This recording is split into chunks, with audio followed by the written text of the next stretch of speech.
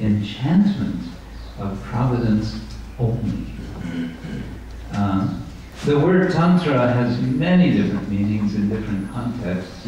In this context, it seems to have the sense of the main point. The main point here is that daiva, that providence is at work. And of course, this is what Bhishma wants to communicate to Maharaj Yudhishthira, and his conclusion, which he's bringing already within this verse, is therefore, get back on the throne and get to work. Get to work doing what? Get to work protecting the citizens who are anatta. They are without master. Nata, we have the word Jagannatha, Jagat-Natha, the Lord of the Jagat, of the universe, and so many other names of the Lord include Nata. So it's a general term just meaning master. And interestingly enough,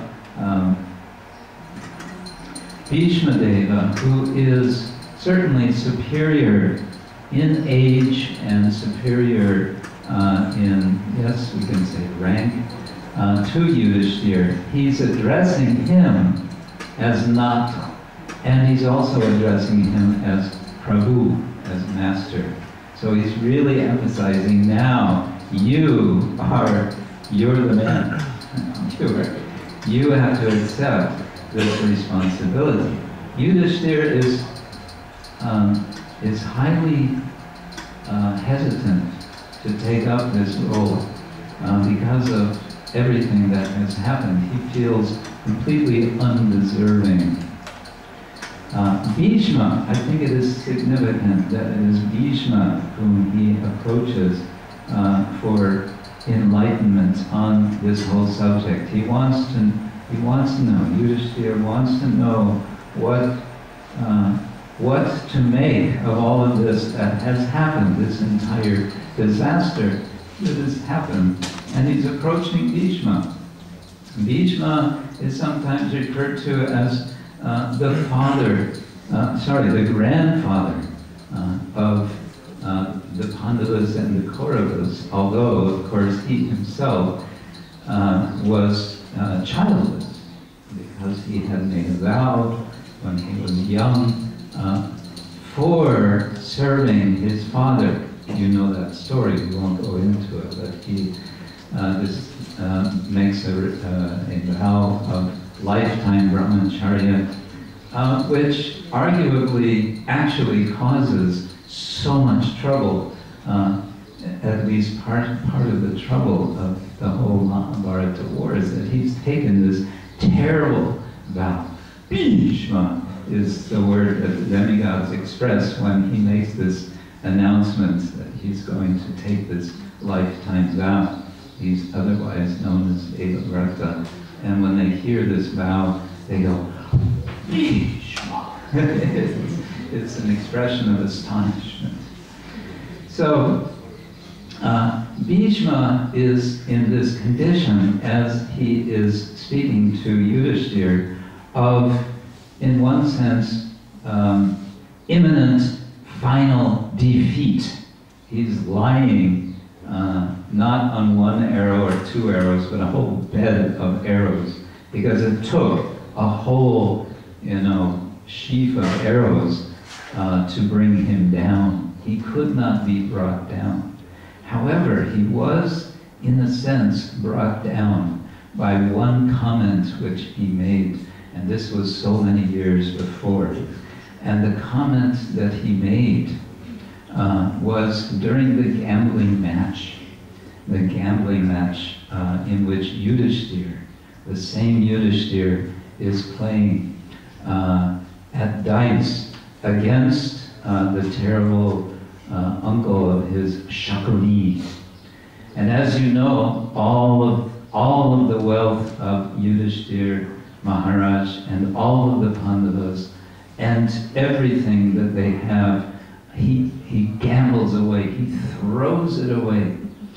And then in the end, Shakuni says, you still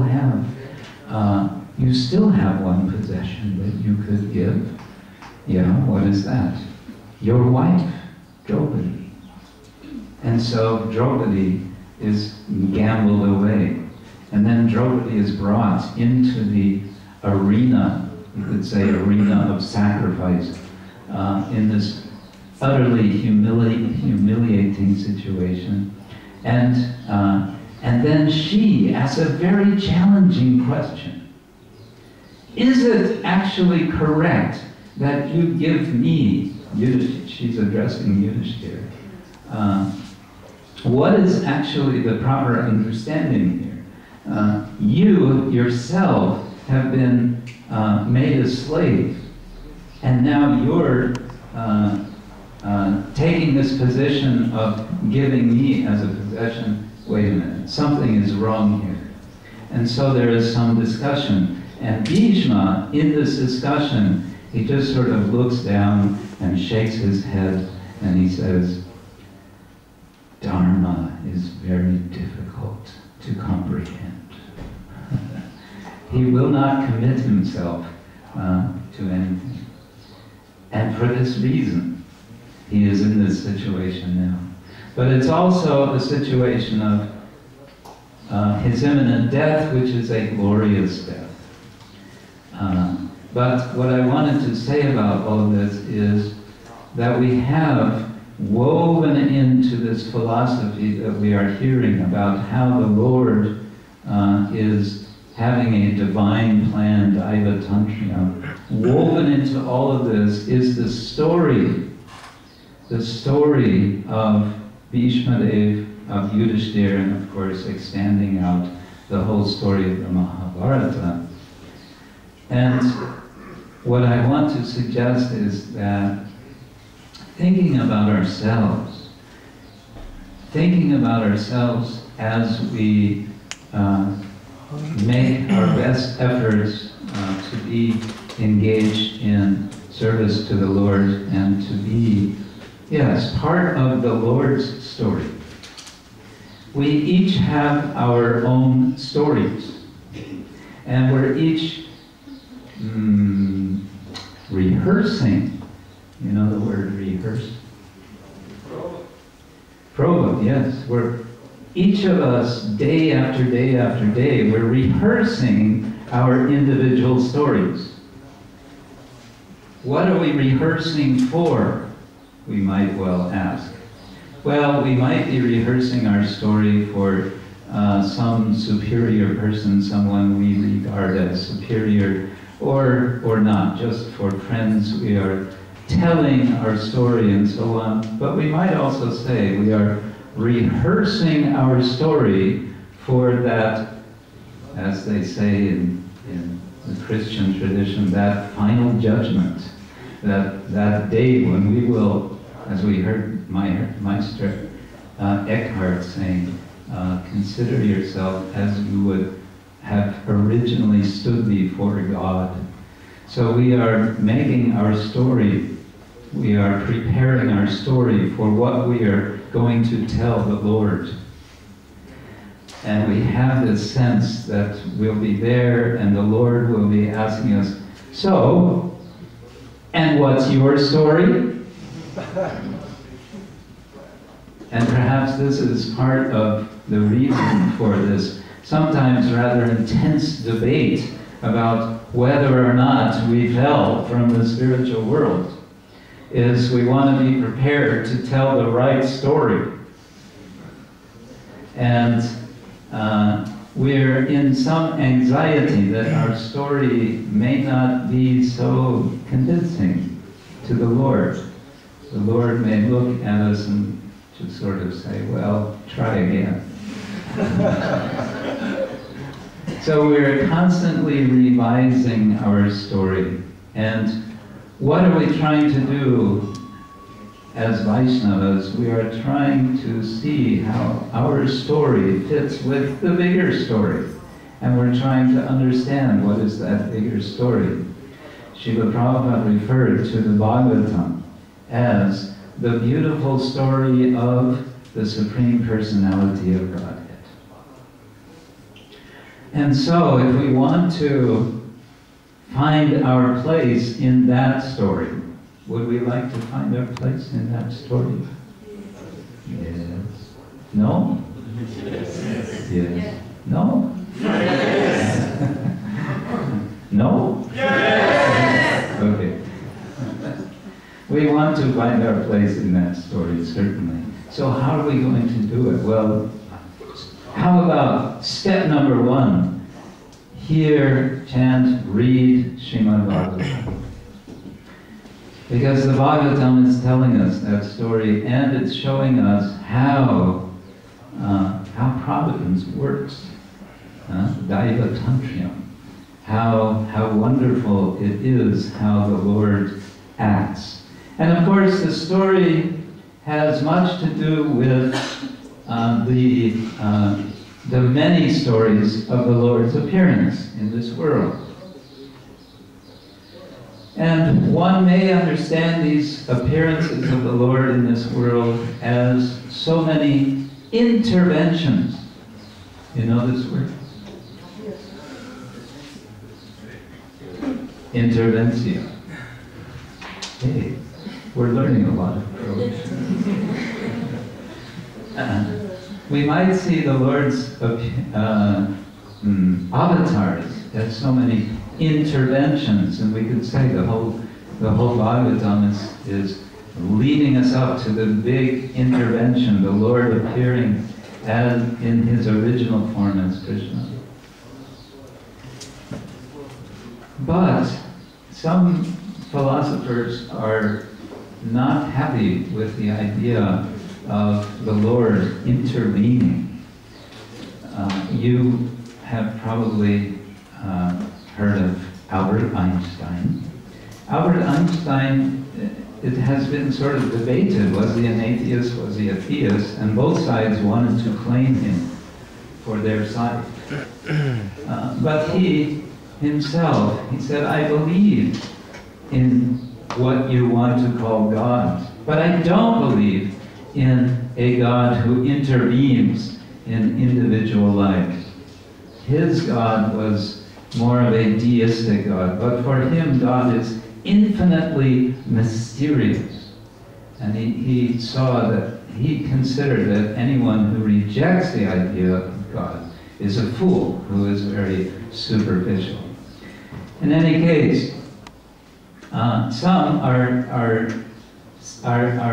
very hesitant to accept the idea that God might intervene in the world.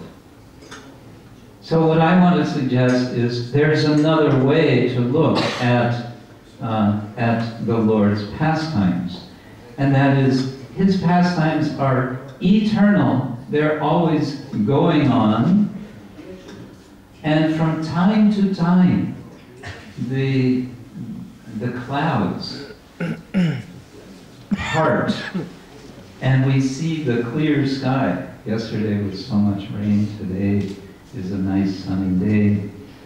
We see the sun.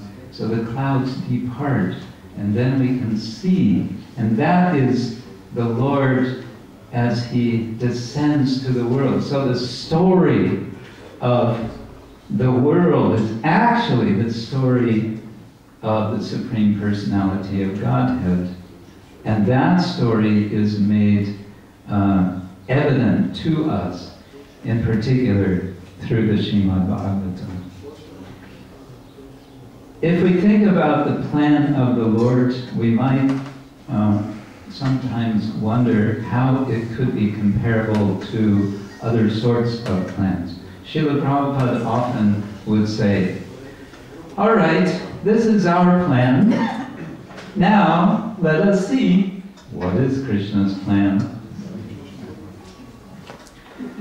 One way that we might experience plans nowadays is through electronic navigation devices. You are driving somewhere, you're not quite sure how to get there. Now it's completely standard. We all have our little gizmos, and the lady inside the box, she tells us, after 200 meters, turn right. And she says it 10 times in case we didn't get it at first through the 9th time, to the point that we want to take the machine and throw it out the window or turn off the lady's voice. And then, for some reason, we might not turn after 200 meters, turn right. We keep going. Or we turn right too early. And what does the lady say? She says, recalculating. Recalculating the route. So we may wonder, is it the case, and I will leave this as a question, is it possibly the case that as we act, the Lord is constantly recalculating His plan?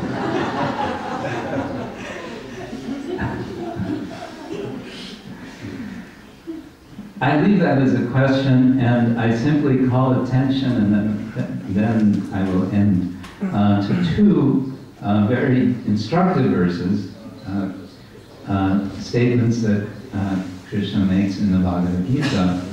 One is referring to Daivam when he says in the 18th chapter, Adishtanam Prata Karta Karanam Cha Pritak Vida Vividais Cha Pritak Cheshta Daivam Chaivatra Panchamam. He says there's 5 factors in any activity.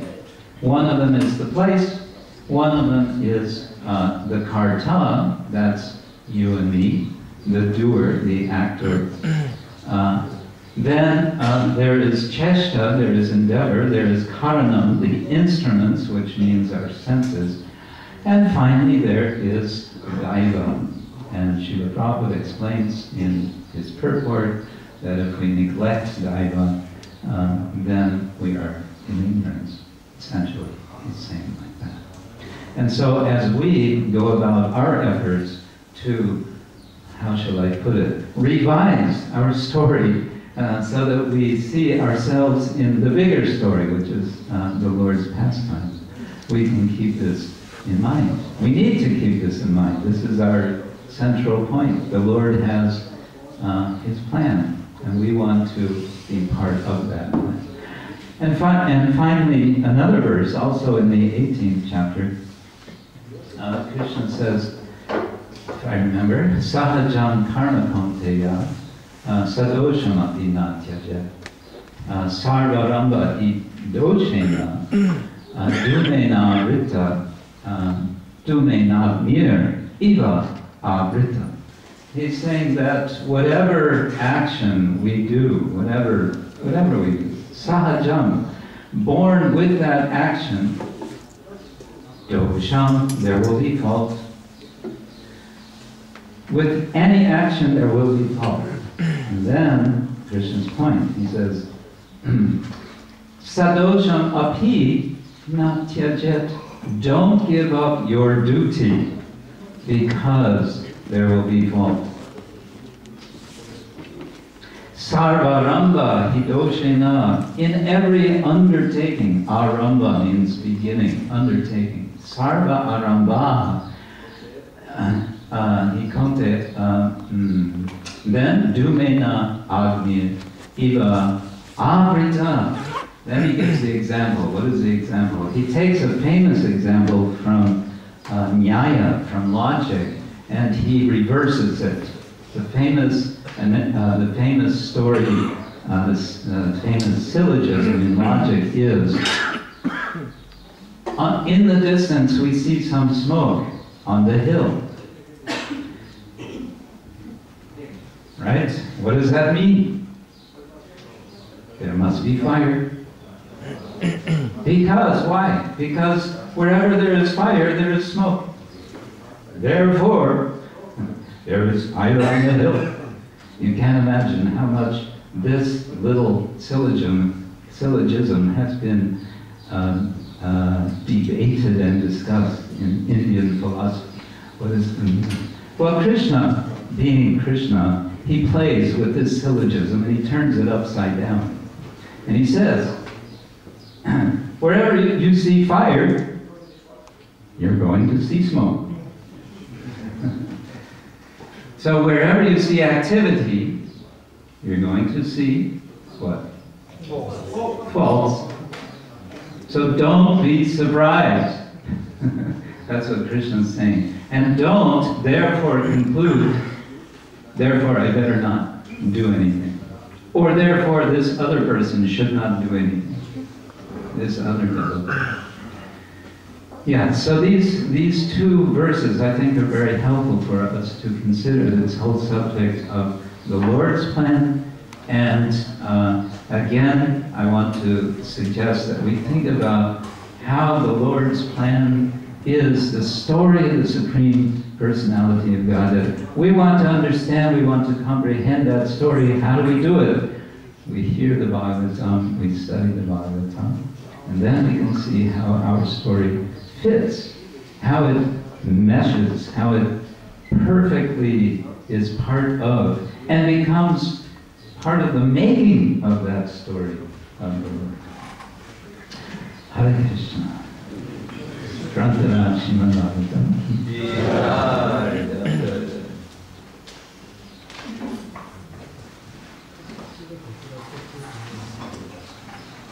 So you say that we are searching for the plan of the Lord.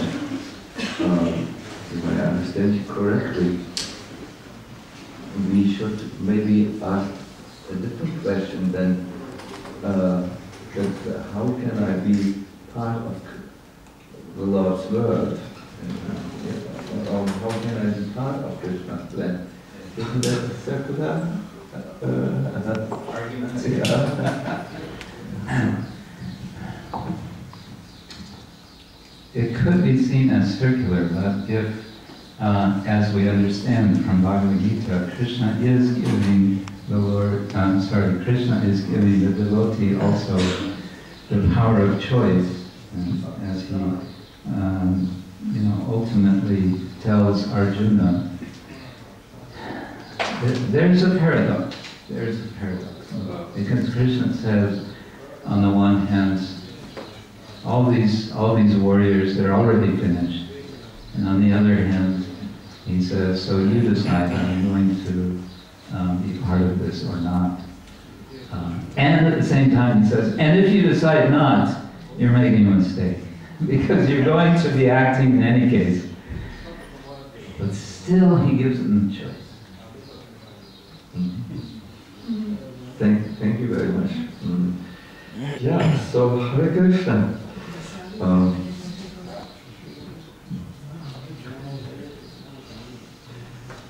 Jaya Sri Krishna Chaitanya Prabhu Nityananda Shri Advaita Gadadhara Srivasadi Gaura Bhakta Hare Krishna Hare Krishna Krishna Krishna Hare Hare Hare Rama Hare Rama Rama Rama Hare Hare Hare Krishna Hare Krishna Krishna Krishna Hare Hare Hare Rama Hare Rama Rama Rama Hare Hare Namo Vishnu Padaya Krishna Krishaya Bhutale Srimate Bhaktivedanta Swami Iti Namine Namaste Saraswati Deve Gauravani Prasarine Nirvishesha Shunyavadi Vasayadesvarine.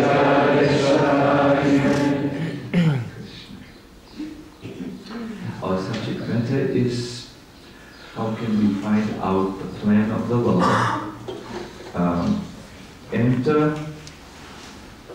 I believe if we are really serious to be part of the plan of the Lord or find out what is His plan for us, we must activate, first of all, our biggest strengths, which lies dormant or in a sleeping way inside our heart. Do you know that the guide in the soul's search for the Lord has a certain name? In order to find the Lord, you need a guide. What could be that guide's name? That's an interesting question, isn't it? The Lord is somebody, we don't really know what is His plan for us. We like to get a clue, okay, chanting Hare Krishna and reading Bhagavatam. Heard this many times, it didn't work. What could be a guide which brings us out of this ignorance, or this being separated from Krishna? Antayami, the super soul. I have obvious, that's the best answer. I have a second best answer. I see that this guide is very much with the devotees at the beginning of their spiritual journey, but many of us seem to send the guide away. We don't need you any longer. Now we know the ropes, we know the standard answers. We don't need this guide any longer.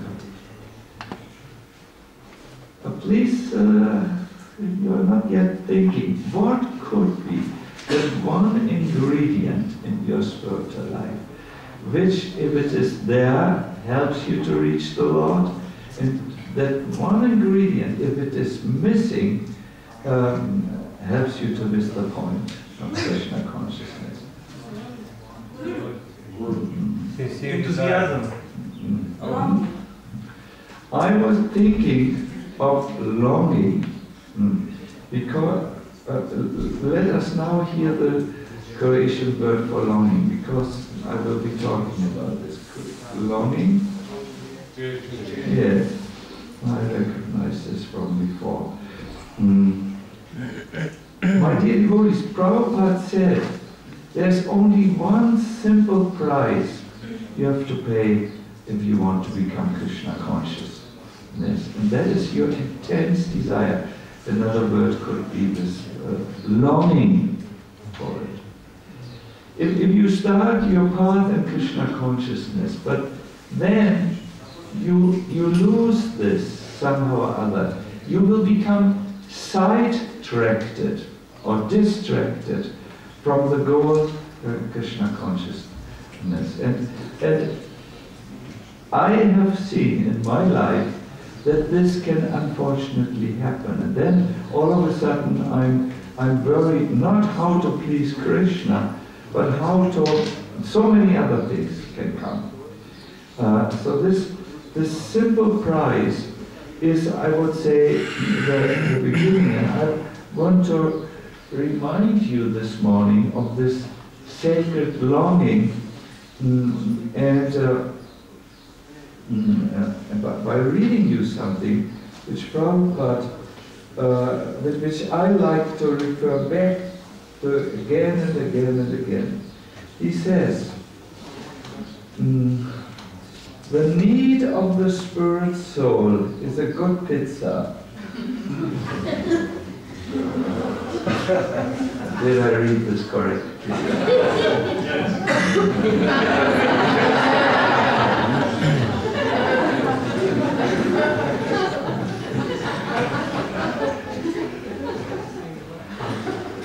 The need of the spirit soul is that he wants to get out of the limited sphere of material bondage and fulfill his desire for complete freedom. He wants to get out of the covered walls of the greater universe.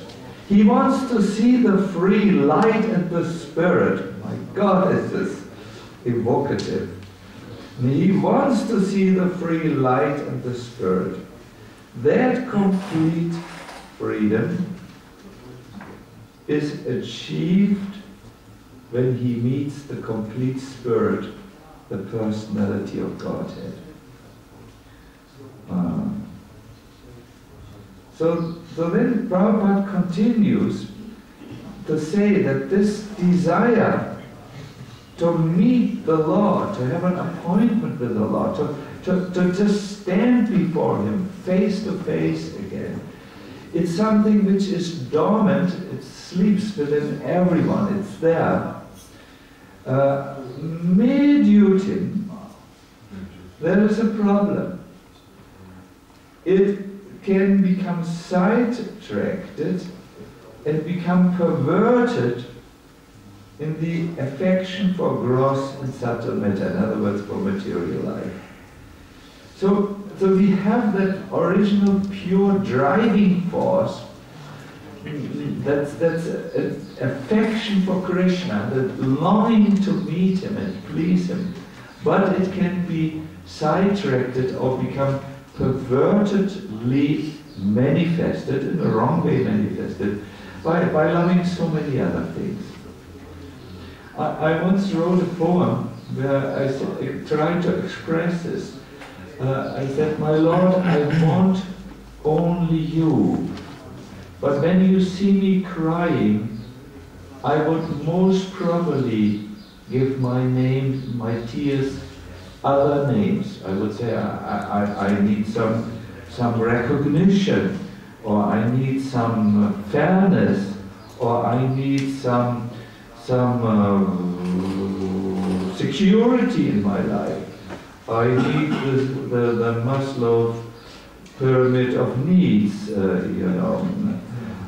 My Lord, I really only want you, but my tears in this world carry other names than you. Yes, I am a divided soul. I was cursed long ago to seek for the wrong things, but to long for you only. So therefore, don't listen to me when I want other things. It's not really me who wants other things. Look into my heart, and there you will see only your own face. This poem, I wanted to express what I feel as a conditioned soul. I feel trapped, that my longing, which is my most authentic part, it's the thing which is left still in this world. It's a longing. But if it is misdirected to material things, then this authentic thing, my biggest strength, my guide back home, back to Godhead, is guiding me to Maya. You know, this is shamelessly exploited by the advertisement industry, who play so many things. You need a car, because in Germany we have a Volkswagen. You know Volkswagen? Croatians are very much in tune with cars. Volkswagen, the people's car. They have now a slogan: this car is more than a car. And you see a person, you know, somewhere you see the Volkswagen, but you see a beautiful area, a nature, a free scene. He has escaped all the problems of his life. He is here in total, absolute freedom, because this car, the Volkswagen car, is more than a car. It guarantees freedom. This is one example. I mean, I don't want to bore you with advertisement. Where shamelessly our deepest yearning, our deepest idea is taken by Maya and brought to something else. Do you know that in this world you are the most authentic person if you can reconnect your psychology to this original longing, the longing of the soul for absolute freedom in the meeting the Lord. Very, very nice. You have to be careful with this authentic force. If you don't use it for Krishna, your longing becomes an addiction to Maya. There is a very nice, in German language this goes very good. Longing there is called Sehnsucht. Sehnsucht means something like sacred longing. And it says if we are not situated in our sacred longing, in our Sehnsucht, then all we are left with is a Sucht. Sucht is a German language, it's a very powerful language. The Sucht. Sucht means an addiction. If you are not in your sacred longing, you will become addicted to foolish things like cigarettes, hashish, sexualny život, meaningless movies. You will struggle in your heart when you see an advertisement. The ultimate primitive fight will happen in Zagreb. You will think, should I stay or should I go? When you are not in your sacred longing, at that time, that which is good, which is authentic, which is your guide back home, back to Godhead, will become shamelessly exploited and bring you to the illusions of this world. Longing, as long as you are connected with your longing, you are connected with a red thread which brings you out of the labyrinth of Maya. When you lose that red thread, you will lose your way. Never allow that this longing, the sacred longing, dies, because it is your only hope to get back to Krishna. Never allow that it is sidetracked and distracted somewhere else. I needed to say this because I have an atom bomb to explode now for you, and you need to. Krishna consciousness doesn't make sense for someone who has lost the longing. Why should I surrender to Krishna's plan? Why should I accept tribulations on my part and tolerate this and not try to fight my enemy? Why should I accept that the so-called unpleasant things on my part are also necessary for me? If you lose that higher perspective, that higher orientation, and instead of longing for Krishna, long for a position in this world, when Krishna gives you some fire, you will not be able to understand that this is the plan of the Lord. You will think it's unjust, it's unfair. And if it comes from God, He is an unfair God. You will think like this. No. You will ask the question which Vishwanath Chakravarti Thakur raises. He asks a simple question which I have asked many times. Can't the Lord attain His purpose without giving distress to His devotees? Does He like to torture us in this world? Why does He make it so difficult? He could just, it should just be easy. Why did He send us a difficult situation in our Croatian yatra, and not all of Croatia, in the Zagreb, Zagreb town? Well, can't He just make it easy? Listen with that authentic force in you. When you have a longing for Krishna, you will know at the moment I'm not I'm a divided soul. I'm not perfect at the moment. You know, even Muhammad Ali, when people said to him, "You always say you're the greatest." This is absolutely bad that you say it. He said that I don't say this. He is the greatest. And because I acknowledge it, I'm the greatest boxer. Only the greatest boxer. He is the greatest. And so he was pretty confident about himself, we can say. He said, the one who will beat me is not born and he will never be born. Because I'm the devotee of my Lord. He said like this. Ultimately he was beaten, but we should not be proud, we should be humble as devotees. Otherwise the Lord might send us Parkinson's and something, you know, that we learn our lesson. But the Lord sometimes needs to correct his devotees by sending them misery. But this is not karma.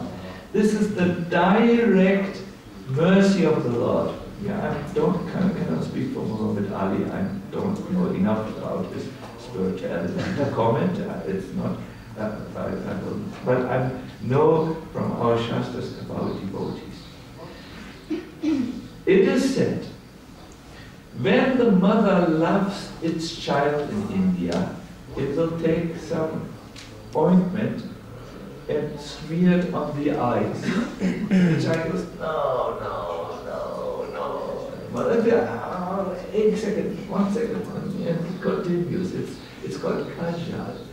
Because if you have the kajal in your life, and when you're a child, you don't need glasses in your old age, like Krsna HH Swami and myself. It's such a good thing for the eyes. It gives it strength, and it's usually, that's what I heard, the medicine, but it needs to be applied at a young age. So the mother knows, I will give a little pain to my child, just little, so that it can see very nicely. So Krishna, in order to free us from our blindness, from our his first installment of mercy, first, what he gives first, it is a little painful. But then the second thing is, it's not over with the first installment. He causes his devotee, after he had gone through this purification, which needs to be done if you want to go back home, back to Godhead. You need to be purified from your selfish desires, from your distractedness from Krishna. After he had cured you a little kajal, then he gives his second installment of mercy, which is that he gives you an extraordinary shower of bhakti ras, which rains down. Let me ask you a question. Who has seen in his life, who has seen in her life, that after the Lord gave you some purification, we call it even like this in our movement, some little intense treatment, life gets very, very blissful.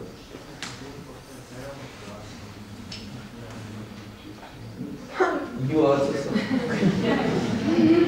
and I was so miserable before this happened, but now I got this bitter mercy of Krishna.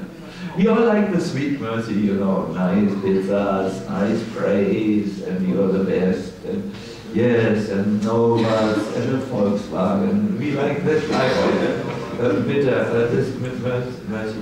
But it will not serve us ultimately.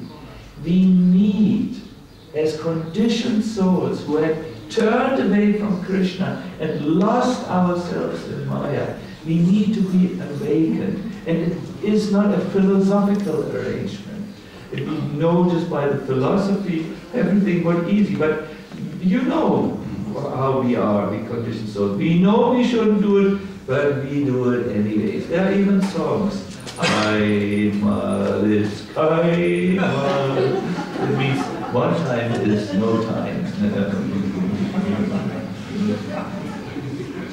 There are justifications in psychology. Don't force yourself, otherwise you will become a verbogener character and a twisted person. We don't always act upon our knowledge. But after Krishna gave us this bitter mercy, we always feel bullied over. Yes, I will be better now. And it always works. This always works, and this is the treatment the Lord takes us. Now, in the 4th canto, there is one verse which I want to read to you. It says, if you know this one secret, you are actually educated and you can become the guru of the world. Would you like to become educated, spiritually educated? Yes. Would you like to become guru? No. I want to be guru. Never make that mistake of trying to be above others. It is a painful job. It's not easy. But okay, we all like to be enlightened, in some ways enlightened. So the scriptures say, if you know this one secret, we need to know this one secret, you are actually educated and you can become the guru of the world. Now you ask, what is the secret? Listen, it's really interesting. The secret which makes your life an enlightened life is to know that the Supreme Lord is everyone's friend, and there is not even the smallest unkindness to be expected from him. And Sridhar Swami, the original commentator of the Bhagavatam, who was very much praised by Mahaprabhu, he said, if we understand that Krishna is fair and kind, always, the door out of this world is wide open. But if you blame Krishna, the lock is put on the door. If you say, oh Krishna, why this? Why? Either you are not there, or you slept when this happened, or you were not paying full attention. Why did this happen? Then the lock, it's closed for you. But it's in the 4th canto, and I have it in my notes, which I left in Germany. But it's really, I'm not making it up. And you are a scholar. Actually, I can send if you wish. I mean, this would be nice, no? To send it to the Croatian National website forum, or I do not know what the name is. Maybe I can request Nitya Kishori to post the verse, and I will send it to you personally. It's really very, very nice. It's so I see you. Please have a nice program, and we will see you back. And please know your presence is crucial for our spiritual life.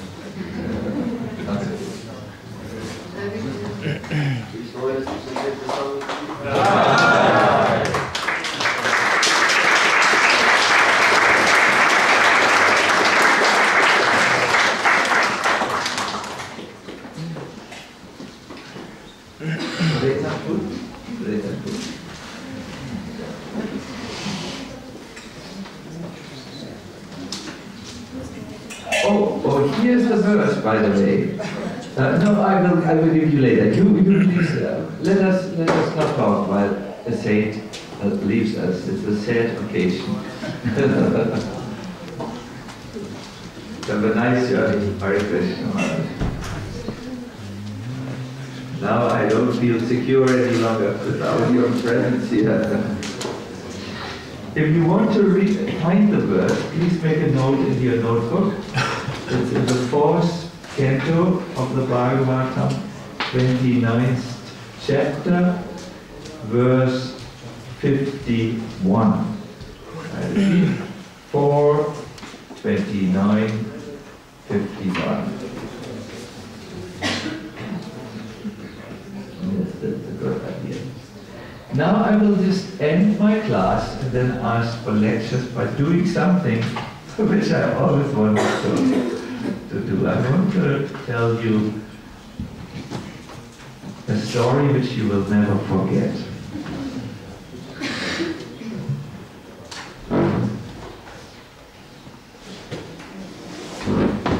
Finding out the plan of the Lord is only possible if you want. If you have a longing for this, and if you connect with this authentic force inside of you. Sometimes we say, probably you have to be more in your midst, you have to be more centered, I think. In Krishna consciousness, this doesn't just mean a neutral position of balance, inner balance, but it means you have to connect with your longing, your original desire, which is independent of your material situation. It's really, that's your essence. Now, we may want to wait until we connect with this, but if we want to wait, we will meet one teacher on our path, which is called death. And at that moment of death, when we meet this most powerful representative of the Mahakala, of the big time factor, we will think, oh, I need this, maybe I have done wrong by living out every other desire and not going to the original desire, my sacred longing. There's a verse in the 11th canto which says, death is not at all pleasing. Everyone is exactly like a condemned man, being led to the place of execution. In old times, I think in Zagreb we also had the Richtplatz, a place where people would be hung on the gallows. Everyone in this world is like that condemned man, being led to the place of execution. What possible happiness can people derive from material objects for the gratification they provide? If you want to find this, it's in the 11th canto, 10th chapter, verse 20. Now I thought, because this is to convince you today, by telling you a little bit how a man feels just minutes before he is executed. What is there any record in history and so on? Well, there is an account of Leo Tolstoy, who was present during this and wrote about the death of Anatoly. Here it is for you. I will try to tell it from my memory. I've made a few notes, but it is a little dramatic. It says, you tell children stories so that they fall asleep, and you tell grown-up stories so that they become awake. And this is one of these stories I will want to tell you. Are you ready? Yes. Yes. Malayati is already shocked before I start. Fasten your seatbelts, please. It will be a little intense. You will have to think a little bit about your life as you hear this. In the morning, Anatoly was awakened. He had dreamt of cherries, fruit trees, but then he heard some noise. First he thought he had fallen out of the tree, but there was a chain. Then he understood as he woke up, these are the keys. The supervisor of the prison, the guard, has come to bring me to the place of execution. All this didn't mean much to him because he still could not really accept that in 1 hour he would be dead. What is dead? Do I stop to be?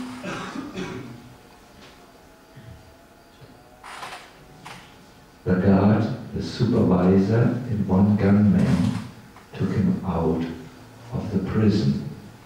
They put him on a cart which was drawn by a horse. He was not allowed to look forward, but he looked backwards.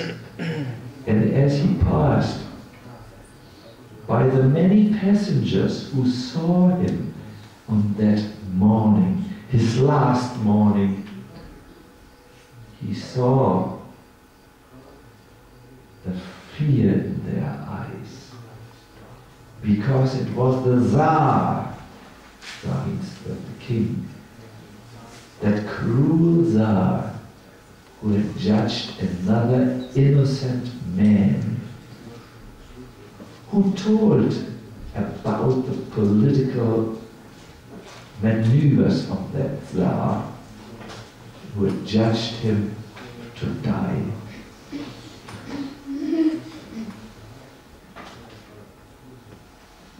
There was one older boy who looked at the car, and he then went down and whispered something in the ear of his young brother. The young brother stared at Anatoly in shock to see that terrible man, that criminal. Anatoly smiled, and the boy smiled back.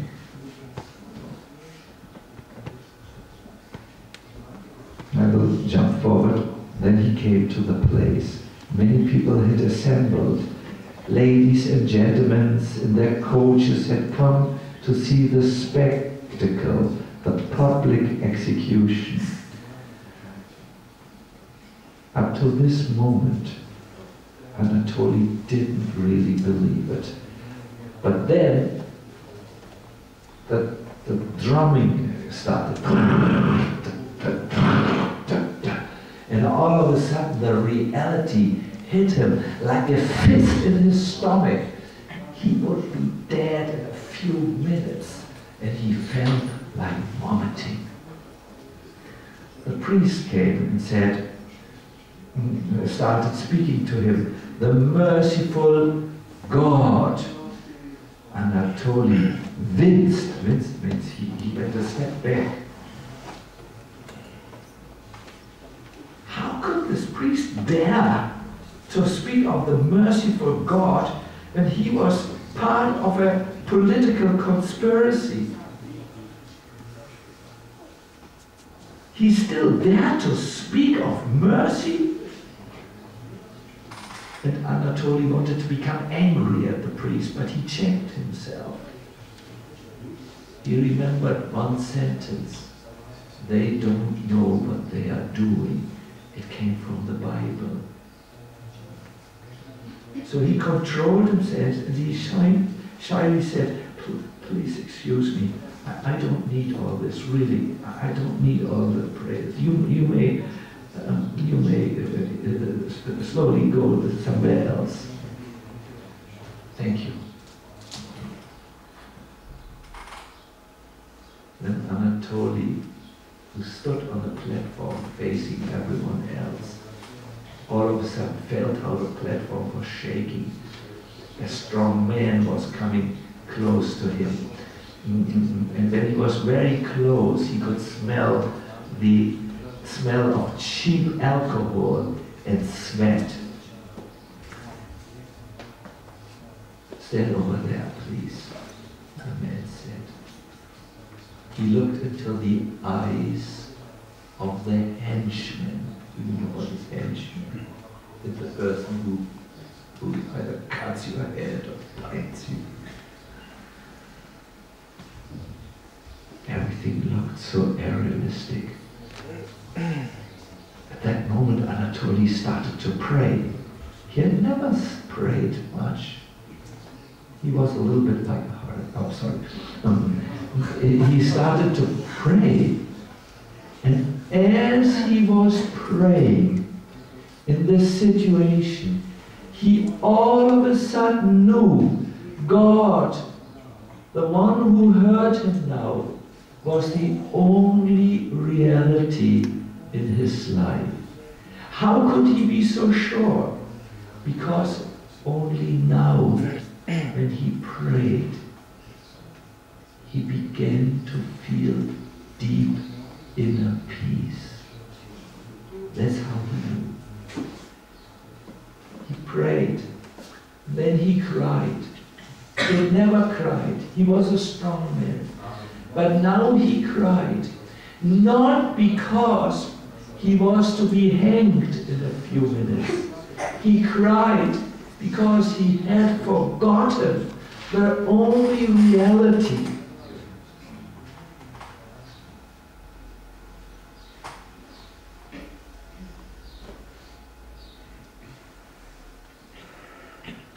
Then he turned to the henchman and said, "Are you not sorry for what you will do to me?"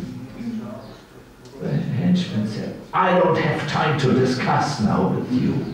Move over here." And the man took his arms and very painfully pressed them together in the back and bound him. Then very swiftly and expertly he put a bag over his head.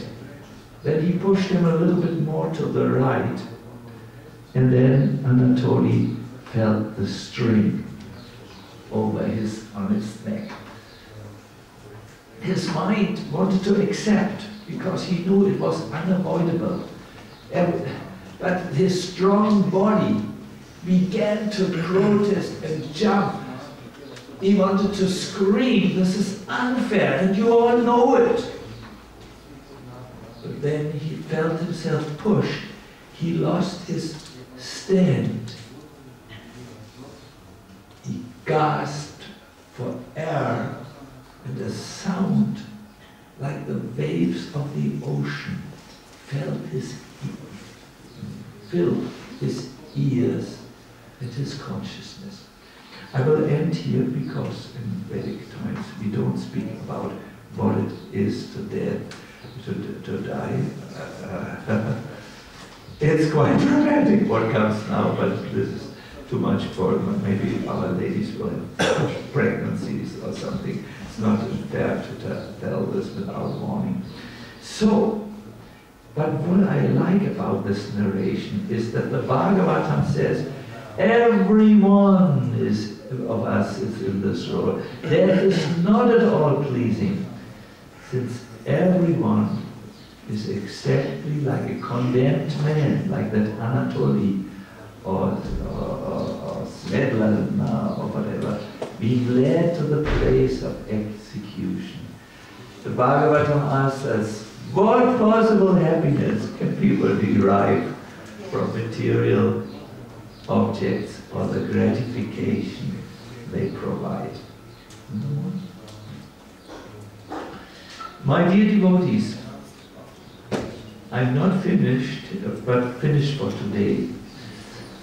The subject matter is searching out the Lord's plan, or the will for us. I want to suggest that this is very important for two reasons. The first reason is that every one of us is authentic only at the moment when he connects So the soul desire, not body and mind desire, soul desire, soul means yes, the spiritual desire, because it's not the Volkswagen which will give you freedom. It's a lie. It's not the material things which will give you freedom. It's only the Lord. Prabhupada has made it very clear. I think it is accepted by all of us. Now, because we are so distracted, I wanted to quote this verse of about our future and illustrate it so that it's not just another verse, but that you can feel a little bit how this is to die, how it was for Anatoly, and so on. And he was a very strong man who had a God realization at the minutes before. I think a good devotee will have this, and God will come to him, even if he has not come to the Lord. But why wait so long, make so many mistakes? Better go this way.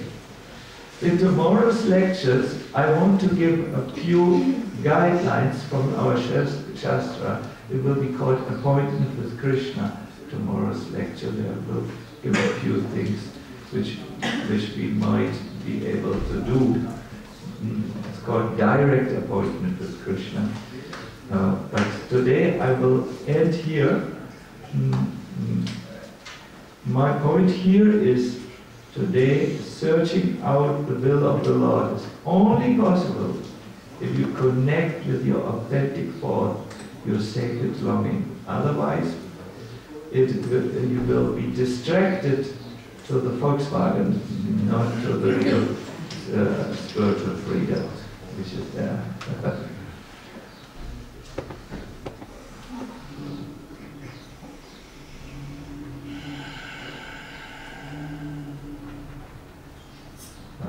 We still have 15 minutes for questions and hopefully inspiring answers. Hare Krishna. Thank you for this. Good day. You were mentioning throughout the lecture how it's difficult when we get difficulties from Krishna to accept them as beneficial for us. But in my own experience, I actually have seen that Krishna doesn't really give such big difficulties, but we inflate them once they begin, and then in our eyes they seem to be huge. And then we blame Krishna, or we're confused, why am I going through this? But actually it wasn't a big deal, you just made it a big deal. So. Oh, nice that you say this. Yes, yes. Because we, our mind, nicht ein Problem.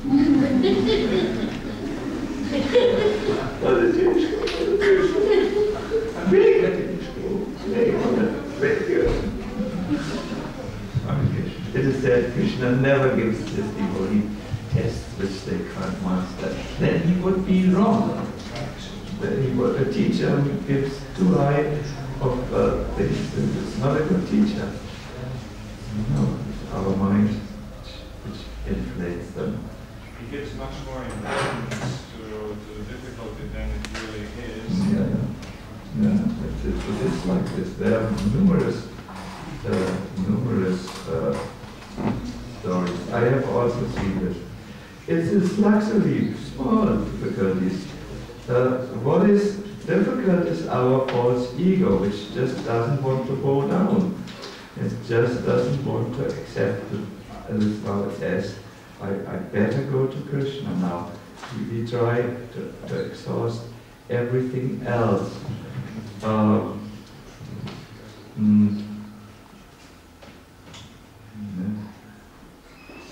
I'm trying to find a verse which I'm just processing.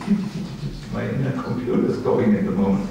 This is expressed somewhere. I remember in the Shastras, this is expressed how our mind makes something. Well, I know a traditional story. It was about a pilgrim who went on pilgrimage and to the Ganga. It was the only time in his life where he could come to the Ganga, and he wanted that journey so much. He was like a poor devotee here who wants to, I want to go to Maya. He saves money and he goes, and so this very good person, good devotee, went to take a bath in the Mother Ganga. So he started to do what you do after after you've entered. You offer something to Ganga, and you usually just take Ganga water and make a puja like this 3 times minimum, more if you so want, and then you pour the water into the Ganga. You say, Ganga, you are so valuable, and I'm so poor, I can only give you back yourself.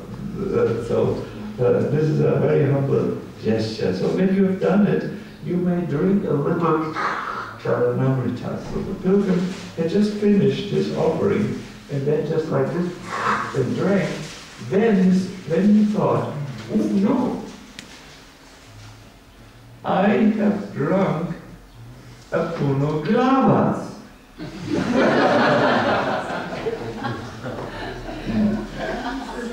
You know what that is? Mother of God.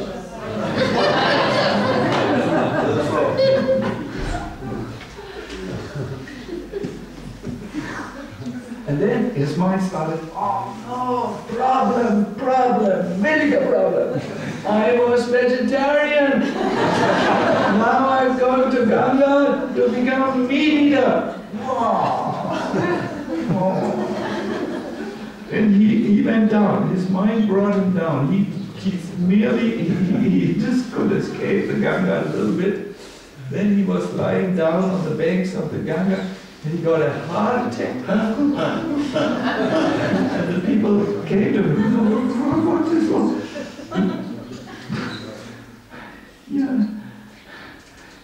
Yeah, son, sinner, I'm a sinner.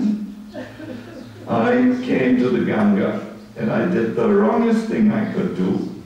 What did you do? I had a tadpole. The English word is tadpole. Peter said to him, no problem, you didn't need a tadpole. There are no tadpoles in the Ganga. Tadpoles,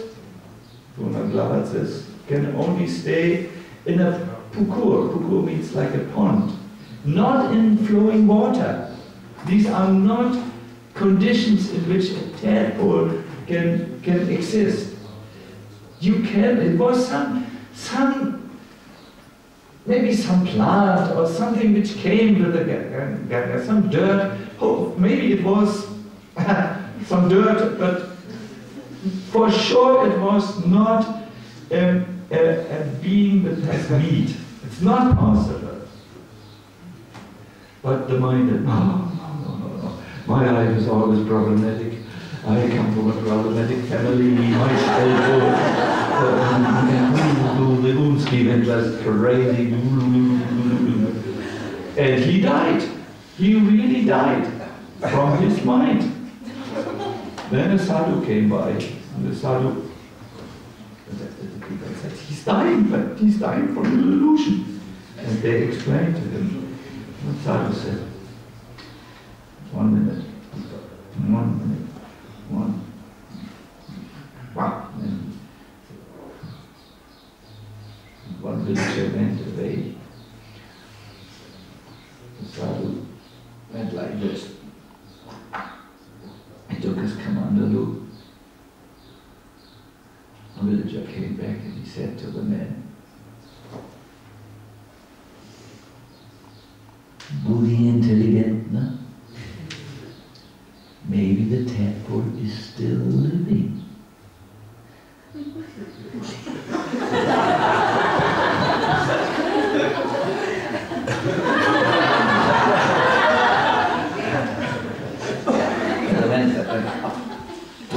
Idea.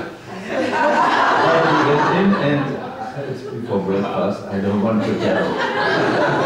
So when it came out, the sadhu went with his hand like this and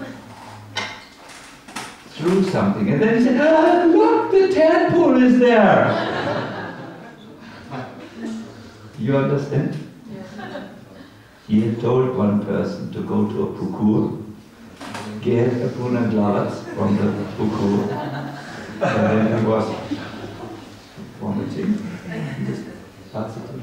He just threw it in without the knowledge of the man. He's living! You are not a sinner. You have not killed a tadpole. Now take the tadpole, bring it back to the pukur, because if you throw it in the Ganga, it will die. There are no tadpoles in the Ganga. Bring it back to the pukur, and then you are safe. So this is a story, traditional story, which illustrates the point how our mind makes problems, big problems, where there are just small things to be solved. How can all the devotees with their individuality reach and spread Prabhupada's movement? It's a small thing, but the mind sees all of a sudden enemies and friends and trouble and impossible and woo and words are spoken which should not be spoken. Everything becomes complicated, a whole and so on. So simple to sit down, to just pray to Krishna, please, oh Lord, you are teaching us some lesson, things to avoid in the future. Let us see now in a peaceful manner how to solve it and solve Krishna. Hare Krishna. How do you like the punaglavats? It's very realistic. How do you like the Tolstoy story? It's literature, isn't it? He knows how to express it. It is said he had one gift, that is to write exactly. He was a good observer, and he would somehow bring what he saw on paper. He was a very God-conscious man. His last words when he died was, "I see love. I see unconditional love, the love of God everywhere." Very nice. So, Hare Krishna, I have spoken. I must say I'm a little bit sorry sometimes that I talk so intensely. I don't feel happy in talking so intensely, believe me. But I am here a man with a mission. I want to see that I want to help that our movement is free from punaglavats and there is big enthusiasm to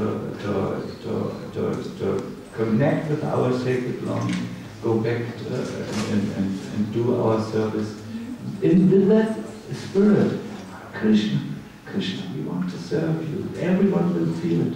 And people here are so nice in Croatia. I can only say it because they have a heart. So if the right things go in the heart, they are wonderful people. I will end here. Thank you very much. Hare Krishna.